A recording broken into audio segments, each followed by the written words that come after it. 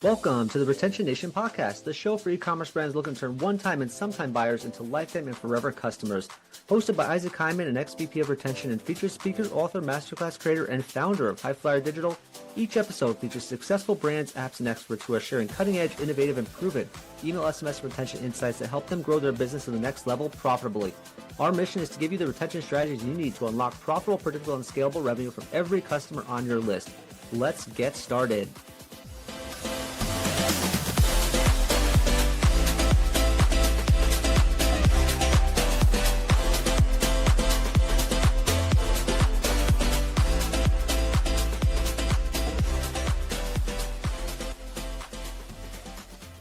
Hey guys, welcome back to another episode of the Retention Nation podcast. I'm your host, Isaac Hyman, and today we're going to be talking about something really foundational, which is the 3 email and SMS strategy flaws that are secretly draining your e-commerce revenue. I get asked by a lot of brands, about campaigns and flows and triggers and design and copy, but in reality, it's the biggest lever of growth for your brand starts with understanding the foundation and building your total program on a strong foundational strategy. That's the secret behind it, right? And I'm coming from the 9 and 10 figure brands where I actually did not have that foundation. I started off, and I'll tell you a lot of stories on this episode where, what my foundation started with was totally different than what I ended with. And that was a big difference between growing by 1, 2, 3% a year to actually growing by 80, 90, triple digits every single year. So really excited to get into this with you. As always, I recommend you get a copy of my book, my 330-page email SMS playbook, updated very recently with a new cover, new design, new look and feel. It's a really thick book full of strategy and insights, lots of lead magnets in that book that include a lot of our content. So super excited to dive into that with you, and I hope you get a copy. But let's talk about the things that are really most important right now, which is the actual strategy and foundation and why brands keep getting it wrong. Let's dive right in.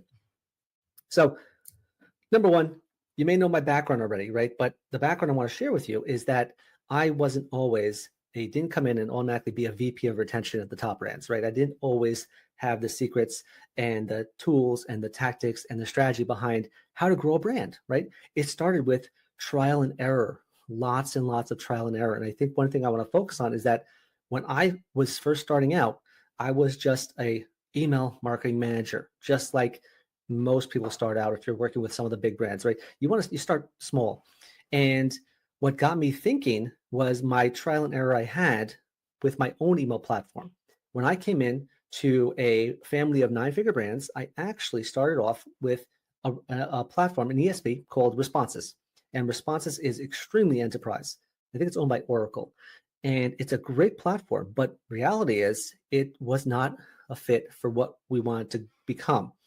I came into a company that a month later, 2 months later, they hired a CEO, they hired a CMO, totally new team, and they had a totally different philosophy than what we used to be doing. Before, the brands that we worked with were more product-centric, right? Focusing on selling products, and let's talk about the product as much as possible, and they think that was the tip of the spear.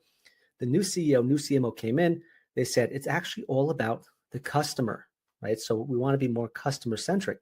So as a result of that, we had to rethink all our tools, all our tactics, all our strategy around that philosophy. And that's what required us to rethink our approach to email, SMS, and retention. So that's my background a little bit from what started this. What was the genesis of this episode right now? So after really speaking to hundreds of brands, and as you can see, I like to also be a lot visual in my podcast, right? Show slides and show visuals and kind of get that impression. I don't just like to talk at the screen. I think that's cool. We can do that sometimes, but I like to actually show visuals. So if you're watching this video and you'll see the visuals here, but I talk to a lot of brands. I talk to a lot of them, and a lot of brands ask me all the time, hey, can we fix the flows? Can we fix the campaigns?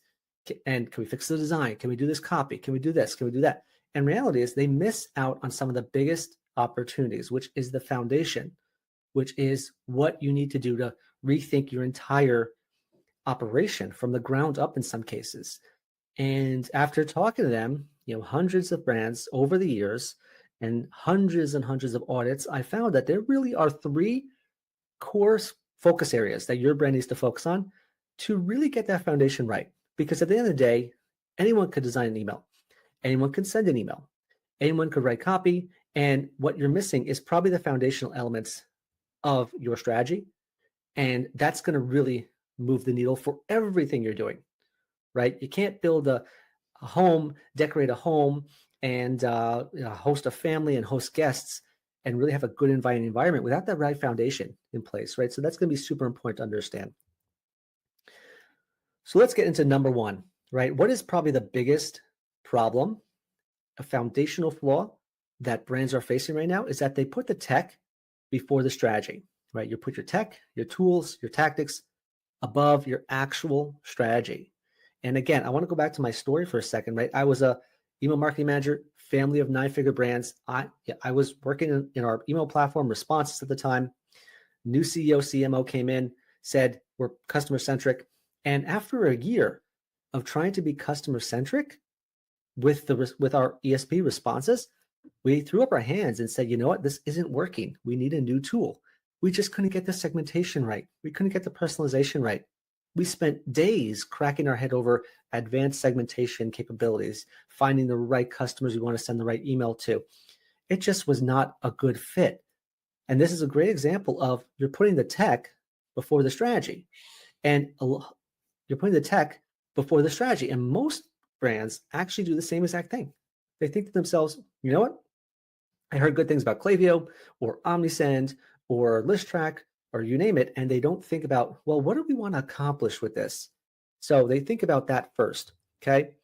And what I found is that a lot of brands also, they hear from freelancers, they hear from just the noise out there that say, you know what, if you want to grow your email revenues, you have to have better design. If you want to grow your revenues, you got to have better copy. Or you have to focus on your flows, or you got to focus on your landing page. And that's all good and well, right? But the root of it is you need the strategy first. You need to know, what are we trying to accomplish here? What is our mission? I'll give you a couple examples about the difference between the mission is that, some brands like, I know there's an ESP called Sail Through. They have a lot of content brands.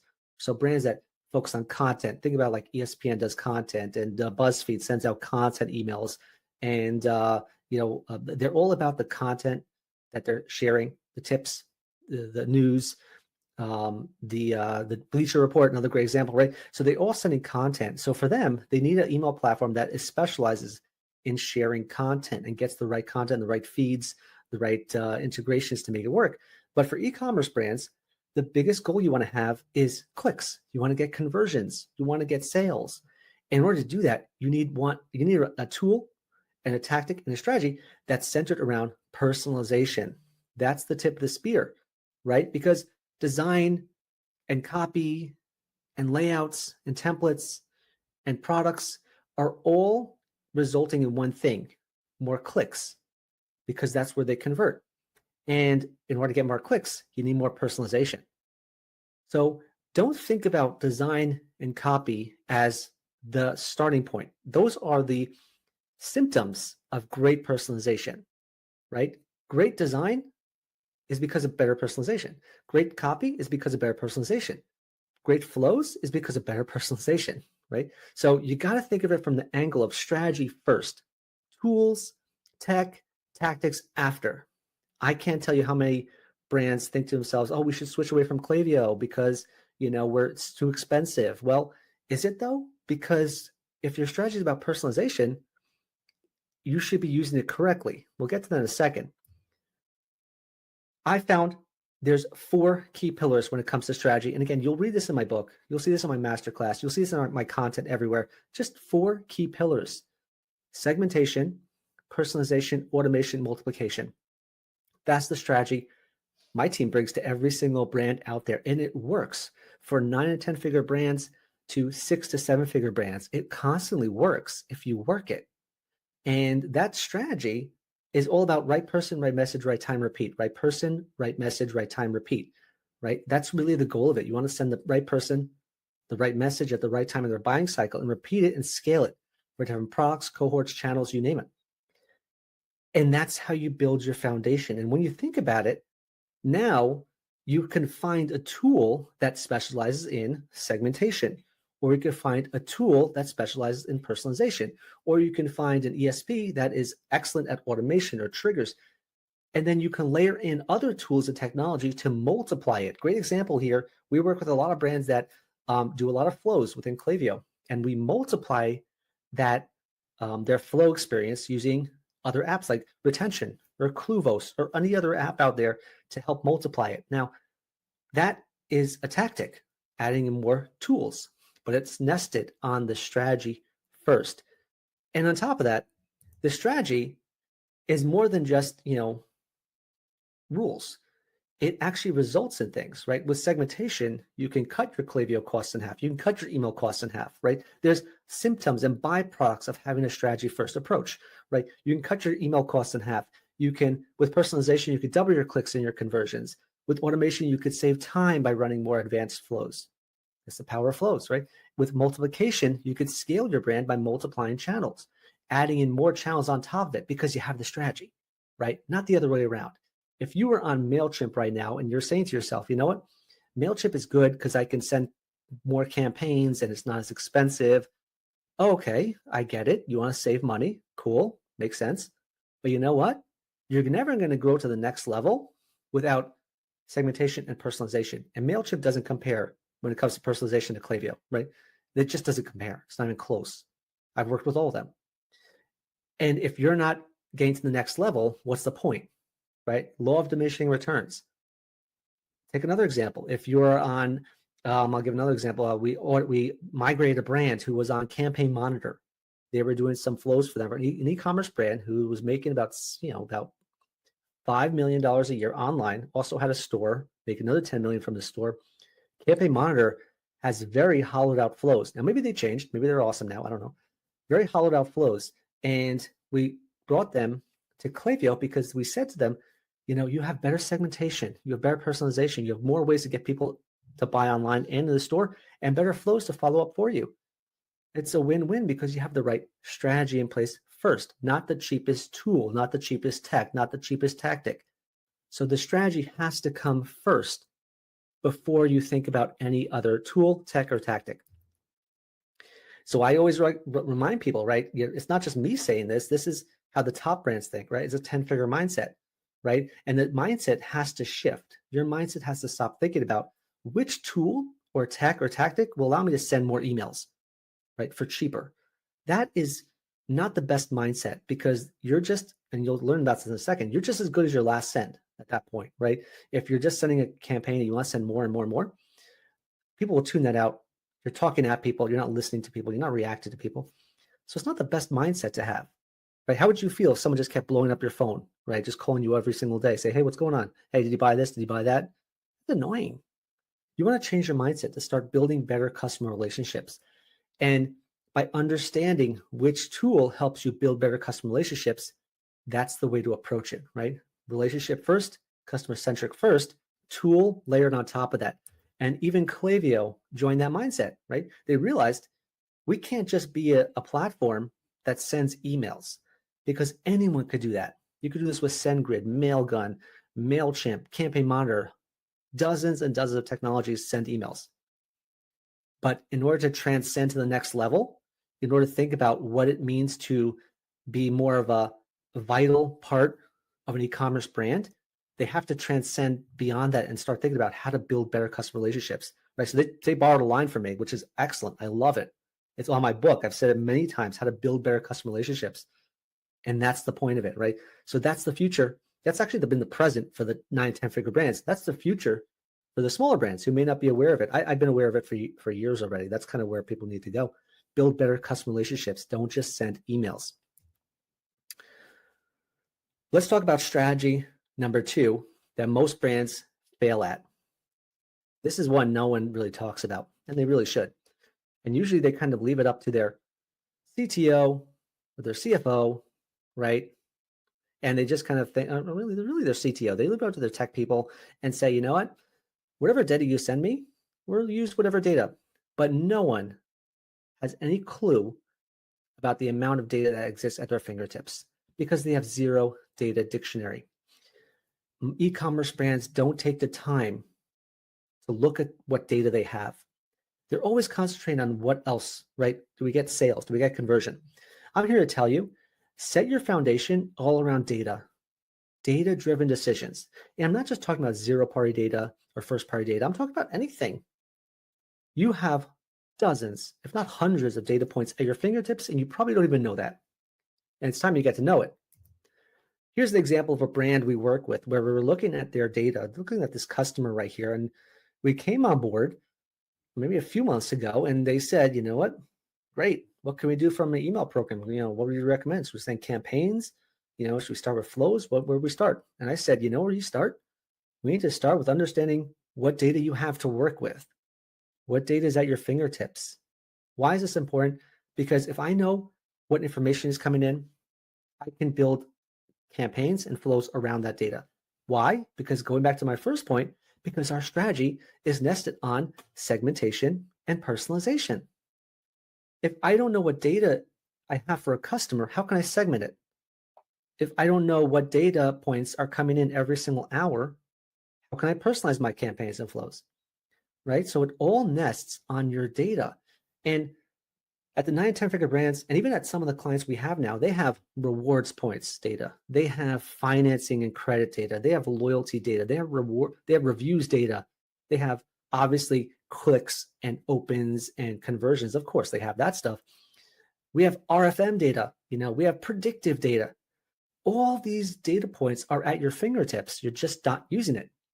Or you're thinking, from what I've seen, majority of brands are thinking about which email can we send tomorrow? Which email can we send in 2 days? Which email can we send a month from now? That's just backwards.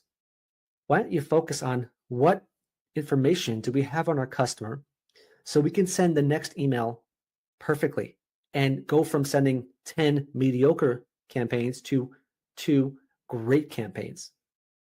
But it starts with the information you have, the data at your fingertips, and that starts with creating a data dictionary. This customer right here very clearly has points available. And this brand never ran a points email or a points reminder or a points flow. And so they just left this data point, which is vital to the customer. It's so important that they know how many points they have available to them. It's like a discount, right? They never even looked at it. Okay, well, time to look at it because you have it. The customer has it. He'll find it's helpful when you message them about it. What's not to love, right? Let's not talk about hawking products. Let's talk about personalizing messages. That's the point. And I used to create with my tech team. Don't get me wrong. I wasn't just myself doing it, right? My tech team also helped me create this, my data analytics team. We created a data dictionary that clearly said, this is the field we have in a customer.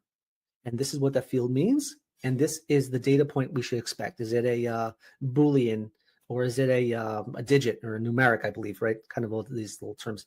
Text-based field. What is the value you can expect? How often is it coming in? What does it mean? Is it important or is it not important, right? And leverage the data you have. That's super important. No one does this. And I've listened to dozens of podcasts and read books and seen the experts out there, and they don't even know what's going on because they never start at the foundation. They're always saying, why don't you send this campaign with better design? Why don't you send this campaign with better copy? What are you talking about? Why don't you send an email that talks to the person with the information they have? That's going to do a lot better, right? You're going to make 3 times more revenue that way. Start with the data. Create a data dictionary. Go to Klaviyo, go to OmniSend right now. Export all your customers. Look at every single data point you have there. Make a dictionary. Write it down.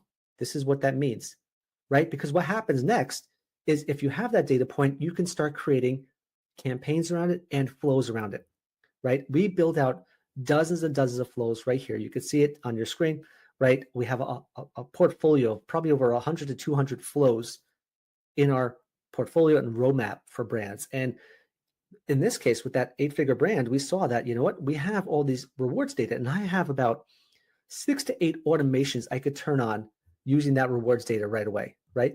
Six to 10 flows, right? That's huge. You know what a game changer that is for a business? To look at your customer file and say, guess what? We could turn on all these flows right now, and I can personalize every single campaign that goes out the door even better. That means real revenue, and I'm not winging it anymore. I'm not thinking about what email can I send next because I have the data, right? I have the information from them. And you can work backwards from this too, because now instead of focusing on flows that you read about or heard about And I see someone actually on LinkedIn just posted the other day, this is a great flow you should run. You should run a sunset flow before they're about to churn. Well, okay, whatever, something made up.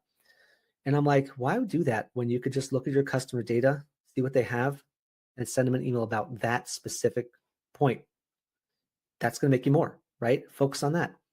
So build your flows around the customer specifically. And it starts with creating a data dictionary.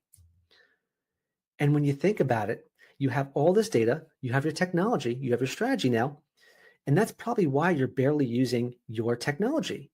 You're using 10% of it. Majority of brands only use 10% of their tech, right? They have a ton of information, ton of capabilities, ton of technologies, ton of integrations, ton of data points that you're not even leveraging, right? You're barely using your Klaviyo, you're barely using Shopify. And it just takes the time to say, what is our strategy? What do we want to do, right? From a 9 and 10 figure mindset, I started off with saying, we want to focus on being the best in the game at segmentation and personalization.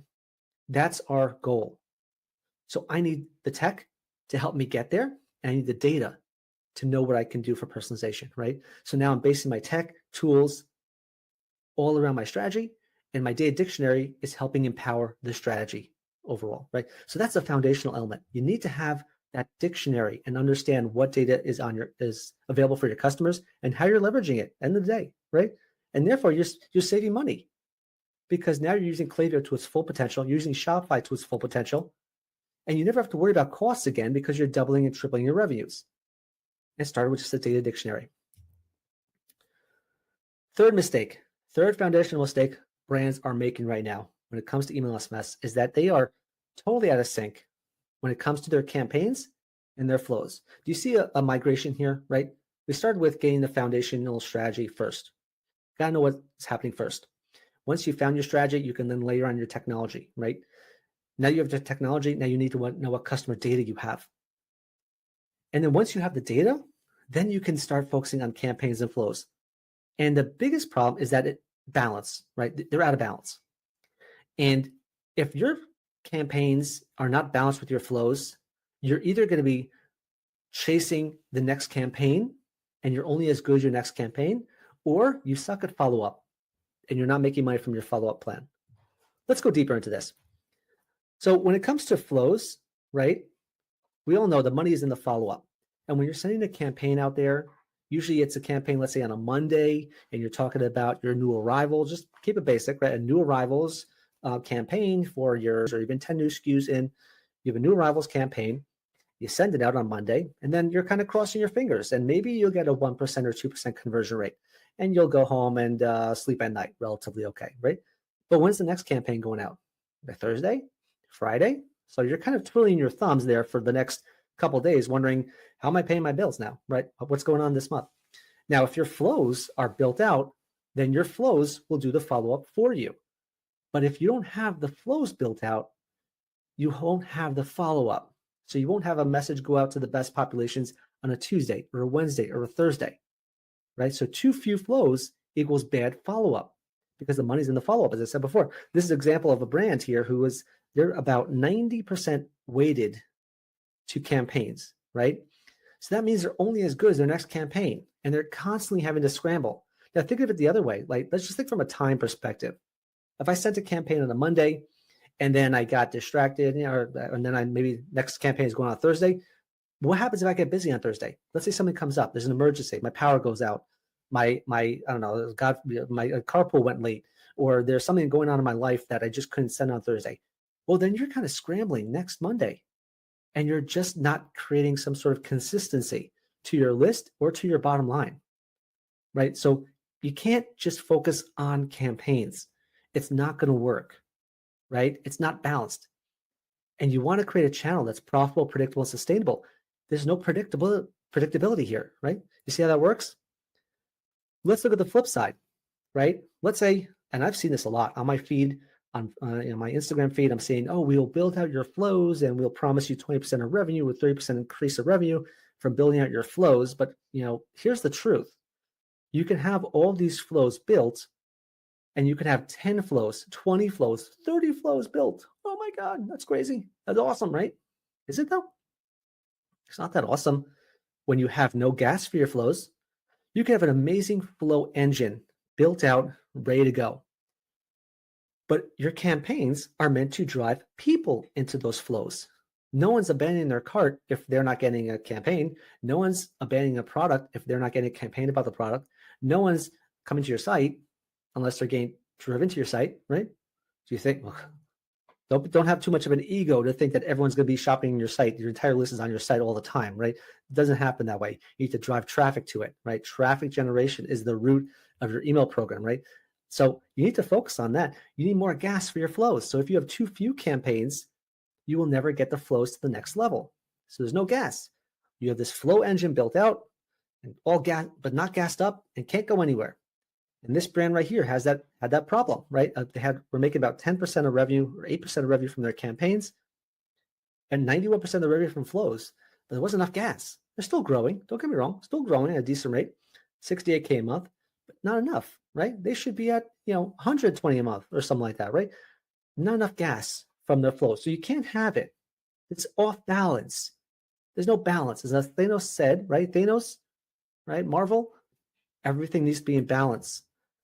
And it's so important to keep it balanced, 50-50 to scale.